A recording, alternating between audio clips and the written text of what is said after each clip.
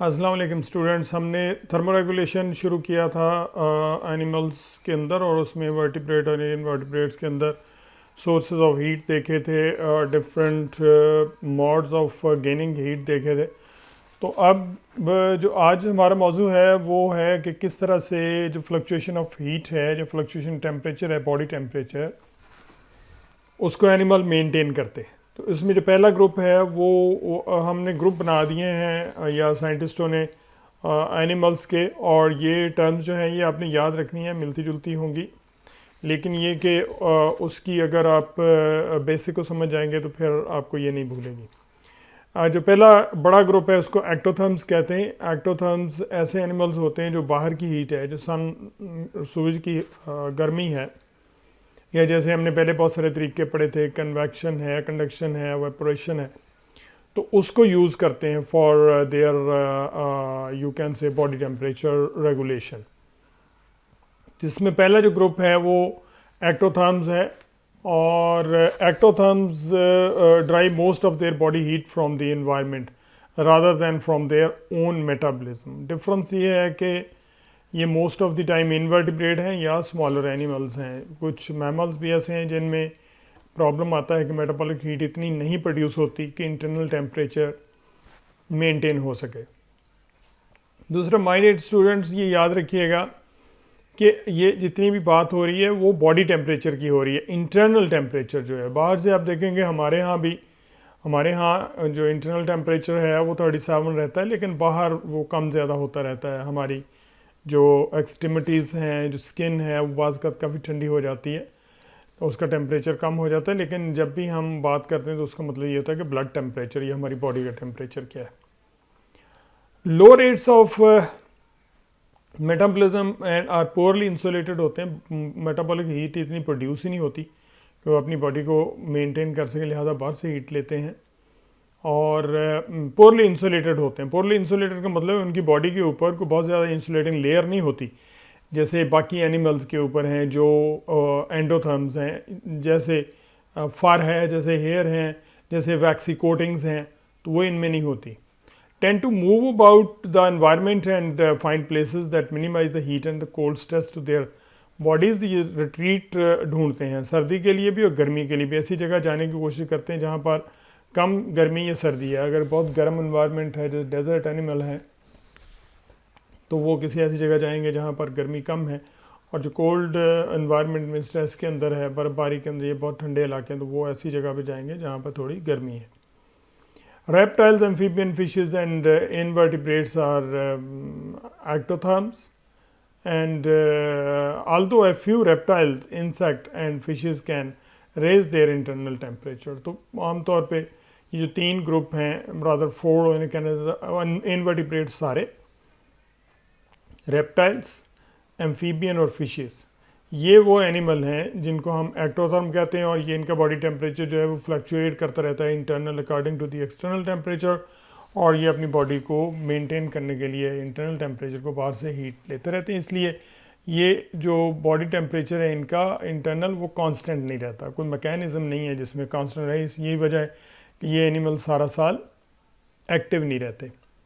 उसके बाद एंडोथर्म है, they obtain their body heat from the cellular processes. A constant source of internal heat allows to maintain a nearly constant core temperature. Core temperature का मतलब ये है कि जो उनकी बॉडी का टेम्परेचर है इंटरनल वो कांस्टेंट रहता है। And despite the fluctuations in environmental temperature they try to maintain their internal body temperature at constant. And most endotherms है bodies insulated by fur, feather and relatively large amount of fat. Skin के नीचे बहुत सारी fat जमा हो जाती है mammals में। Endothermy allows some animals to colonize habitat to denied ectotherm। जहाँ पर एक्टोथर्म नहीं रह सकते वहाँ पर एंडोथर्म जो है वो रह सकते हैं। हमें पोल्स के ऊपर जो पेंगुइन्स वगैरह हैं, जो बर्ड हैं, बेसिकली आराम से रहते हैं, और बहुत सारे मैमल्स भी वहाँ पर रहते हैं क्योंकि उनकी बॉडी जो इंसुलेटेड है। अच्छा, इसमें दो ग्रुप आ जाते हैं, एक बर्ड्स हैं और दूसरा जो है वो मैमल्स, बर्ड्स एंड मैमल। दूसरी एक और टर्म इस्तेमाल होती है होम्योथर्मी या हेट्रोथर्मी। आप इसको यूं समझ लें कि एंडोथर्म को हम होम्योथर्म कहते हैं, हेट्रोथर्म्स को हम एक्टोथर्म कहते हैं। Another way of categorizing animal is based on the whether they maintain their constant और the variable body temperature. Most endotherms are homeotherms, maintain a relatively constant body temperature, and most ectotherms are heterotherms, have variable body temperature। वो अपनी body temperature को उस तरह से maintain नहीं कर सकते। बॉडी को मेंटेन करने के लिए कुछ एनिमल्स हैं, बर्ड्स डेली तौर पर करते हैं, वो रिट्रीट करते हैं, आराम करते हैं, और बाज़ औक़ात रात को अपना टेम्परेचर बॉडी टेम्परेचर बहुत लो कर लेते हैं। डे टाइम भी सम डेली तौर पर सम birds, for example hummingbird, mammals and shrews can only maintain a high body temperature for a short period। ये थोड़ी देर के लिए अपनी बॉडी टेम्परेचर को हाई रख सकते हैं। श्रूज स्मॉलेस्ट मैमल है और हमिंग बर्ड जो स्मॉलेस्ट बर्ड है, ये आपने याद रखना है। इतनी छोटे इनका बॉडी टेम्परेचर, मेटाबॉलिज्म इतना होता नहीं कि हीट प्रोड्यूस कर सकें, इसलिए ये मुसलसल खाते हैं और जितनी देर खाते रहते हैं अपनी बॉडी टेम्परेचर को हाई रखते हैं, और जैसे ही वो उस पीरियड को ख़त्म करते हैं तो अपना मेटाबॉलिज्म लो कर लेते हैं और बॉडी टेम्परेचर जो है वो डाउन चला जाता है। So they partly ectotherm and partly endotherm. You can say partly homeotherm and partly heterotherm। When not feeding, hummingbird rapidly run down of energy unless their metabolic rates decrease considerably। At night, hummingbirds enter a sleep-like state called daily torpor, and their body temperature approaches that of the cooler surrounding। Some birds also undergo daily torpor to conserve energy। Student आपने याद रखना है कि जो daily torpor की बात अभी हमने की है, ये एनिमल्स जो हैं ये कुछ एनिमल्स ईस्टिवेशन करते हैं, कुछ एनिमल हाइबरनेशन करते हैं, तो ये उससे डिफरेंट है। ये बहुत मुख्तसर से वक्फा होता है जिसमें ये अपना बॉडी टेम्परेचर लो कर लेते हैं, जबकि ईस्टिवेशन या हाइबरनेशन जो है स्लाइटली लॉन्गर पीरियड्स होते हैं ऑफ लो मेटाबॉलिज्म के और बड़े एनिमल्स के अंदर होते हैं।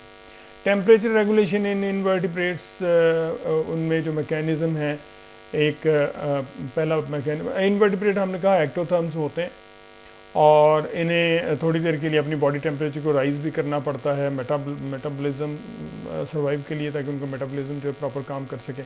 और ये हमने बात की थी कि उसका मतलब क्या है, मतलब ये है कि उनके जो एंजाइम्स हैं मेटाबॉलिज्म के वो प्रॉपर काम कर सकें ख़ास टेम्परेचर के ऊपर। तो इसके लिए वो क्या करते हैं कि फ़िज़िकल मैकेनिज़्म है, कुछ temperature zone insect avoid freezing by temperate zone insect avoid freezing by reducing the water content in their tissue as winter approaches। बेशक सर्दियाँ हैं लेकिन रोज़े के साथ बाज़ औक़ात कोई लफ्ज़ गलत पड़ा जाता है, तो ये टेम्परेट है, not temperature. So temperate zone हमने शुरू में ही मैंने आपको ये जो बेसिक डिवीज़न है ग्लोब की वो मैंने आपको बता दी, आप उसको जाके देखिए। इक्वेटर है और उसके दोनों तरफ जो है जो ट्रॉपिकल एरिया है, उसके बाद टेम्परेट है और उसके बाद पोल्स हैं दोनों तरफ, ठीक है।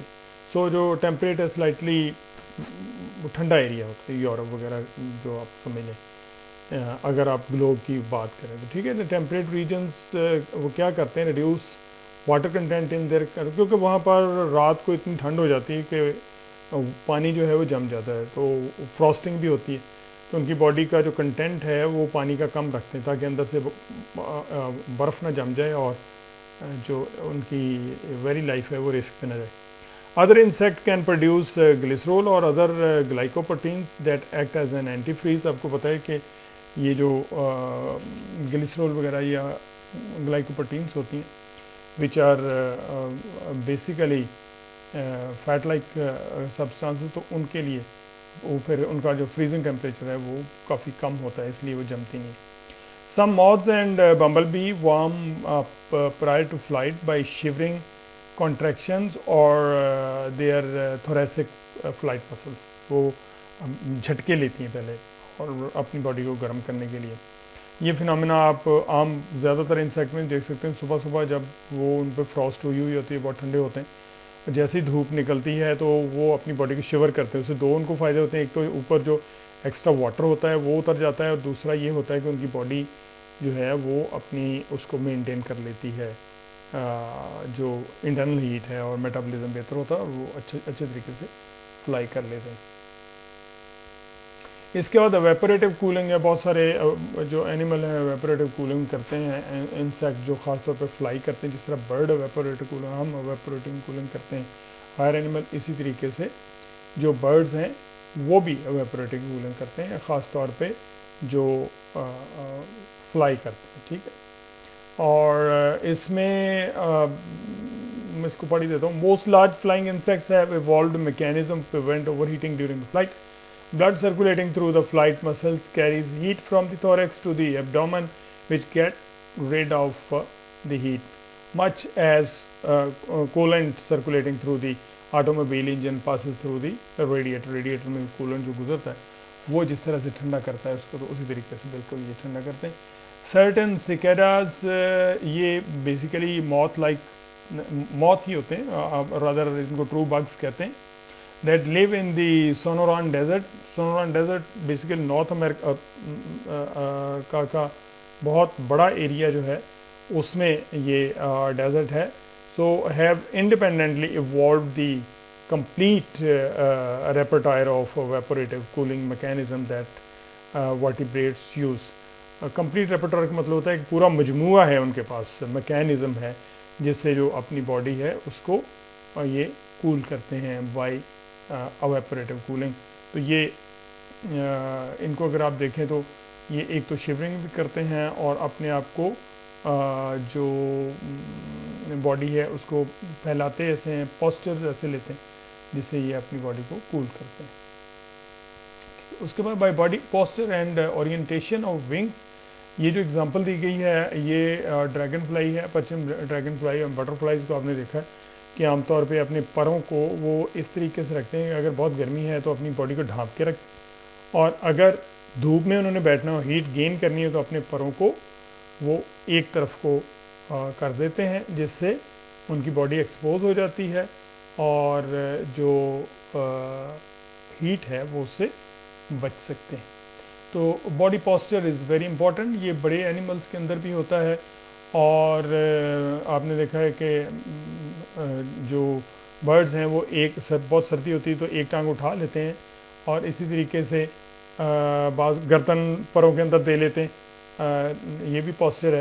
इस तरीके से आपने देखा होगा कि धूप के अंदर अपनी बॉडी को करके, तो जहाँ से धूप आ रही है उस तरफ को बहुत सारे एनिमल जो हैं वो रोल हो के धूप सेक रहे होते हैं ताकि बॉडी हीट जो है कंजर्व हो सके। हम भी ऐसे करते हैं, जब बहुत सर्दी लग रही है तो हम थोड़ा सुकड़ के लेट जाते हैं कंबल वगैरह के अंदर ताकि बॉडी हीट जो है उसको कंजर्व किया जा सके। Many ground dwelling arthropods for example tenebrio beetle, locus, Scorpions,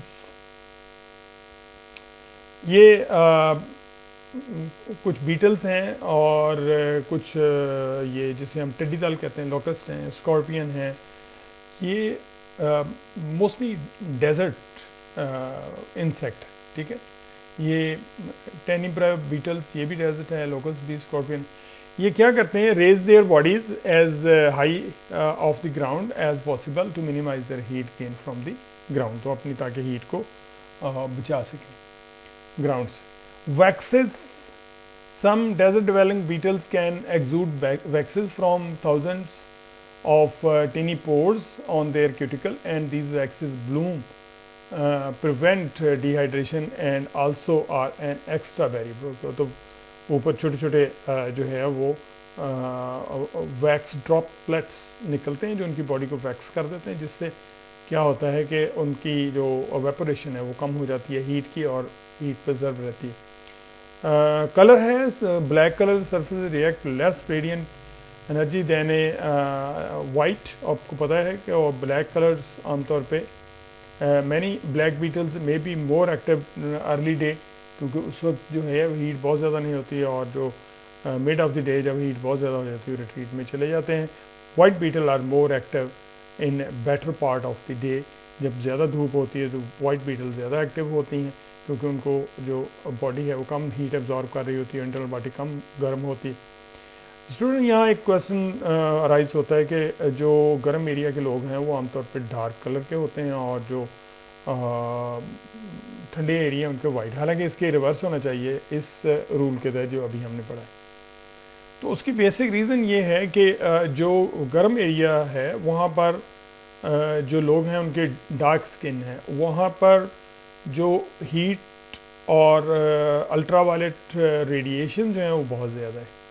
तो नतीजा ये है कि उनको शदीद ख़तरा होता है उनकी स्किन को। तो अल्लाह ताला ने उनको उनके डार्क स्किन तो दी है, लेकिन एक ख़ास पिगमेंट के तहत दी है, which is the melanin. Melanin protector है बुनियादी तौर पे। मेलानिन उस स्किन को प्रोटेक्ट करता है, ठीक है। इसलिए वो डार्क कलर तो होते हैं लेकिन प्रोटेक्टेड होते हैं from the heat and specially UV light. इसलिए आपने देखा है कि जो ब्लैक लोग हैं या ब्राउन हैं या हम लोग जो इस खत्ते के हैं, उनकी जिल्द जो है कंपैरेटिवली बेटर होती है than the white skin people. वहाँ वो लोग अगर यहाँ आ जाए तो उनकी स्किन बहुत जल्दी ख़राब हो जाती है। इस तरीके से हम वहाँ चले जाए तो कोई इतना ज़्यादा फ़र्क नहीं पड़ता। तो जो ब्लैक मेलानिन है बुनियादी तौर पे प्रोटेक्टेड, तो ये अल्लाह ताला की नेमत है, तो इससे ज़्यादा परेशान नहीं होना चाहिए। स्टूडेंट, ये हमने कुछ स्ट्रेटजीज़ पढ़ी हैं जिससे एनिमल जो हैं वो अपनी बॉडी को हीट को प्रिजर्व करते हैं, मेंटेन करने की कोशिश करते हैं। जो होम्योथर्म है वो उसको एक ही टेम्परेचर भी मेंटेन करने की कोशिश करते हैं। जो हेट्रोथर्म है वो ड्यूरिंग द डे और ड्यूरिंग एक्टिव टाइम अपनी बॉडी टेम्परेचर को मेंटेन करने की कोशिश करते हैं ताकि एक्टिव रहें। Thank you very much. हम नेक्स्ट जो इसमें 2-3 टॉपिक रहते हैं उनके साथ इंशाल्लाह नेक्स्ट आपका लेक्चर जो होगा